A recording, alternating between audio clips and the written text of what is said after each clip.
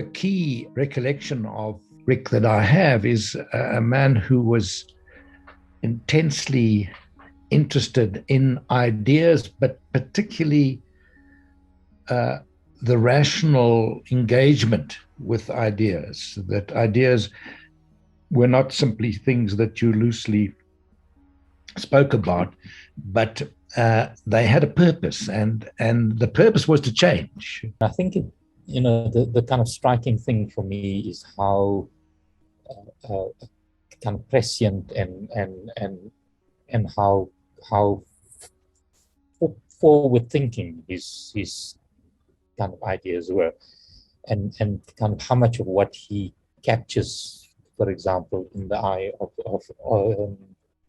in the eye of the needle, in some ways came to be the reality that we had to deal with. He was the most unacademic academic that I had come across.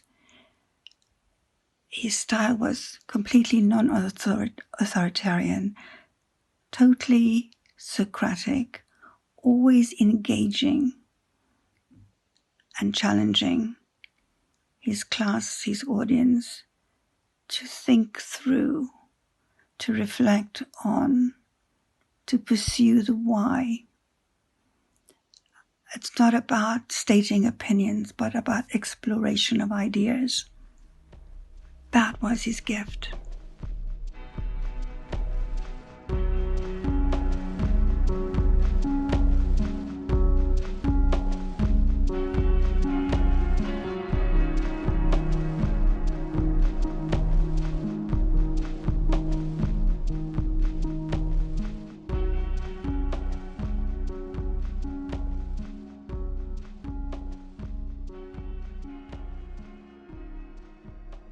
I actually first came across Rick Turner when I was a young child. I must have been about 6 years old, and it was at my family home. My first memory of Rick is of him giving a talk on Black Power to an all-Black audience. What impressed me about him was his courage and confidence and depth of knowledge. I worked closely with Rick Turner in the early to mid-70s when we worked together to establish the South African Labour Bulletin and also Worker College, the Institute for Industrial Education.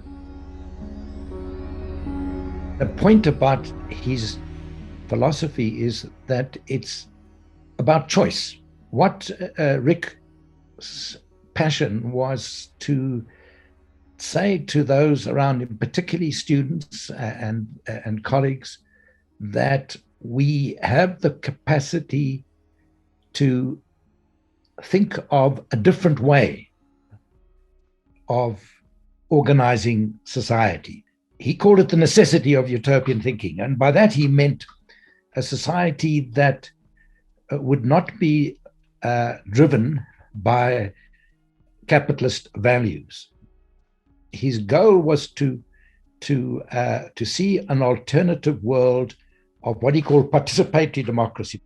For me, the interesting thing was looking at his ideas sometime after he had put them down, and kind of seeing, with the benefit of hindsight, the very kind of systematic way in which he kind of analyzed the world and looked into the future, and how much of that came to be the way things were.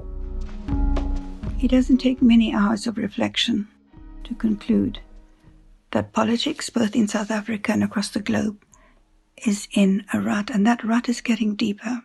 All we have been doing for the past many years is recreating, rearranging, reaffirming the very structures that inhibit and block the progress of human connection.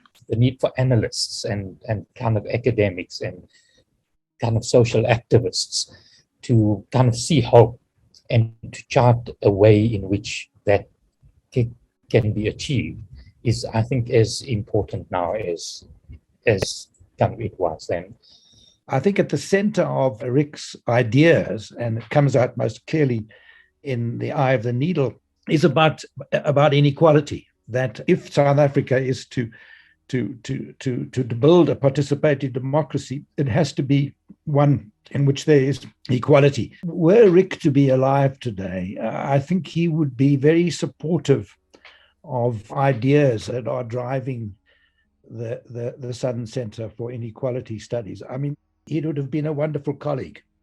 I think his work reminds us about the importance of universities and kind of research centers such as SCIS in generating ideas and research that is in the interests of democratizing society and improving the livelihoods of everyone.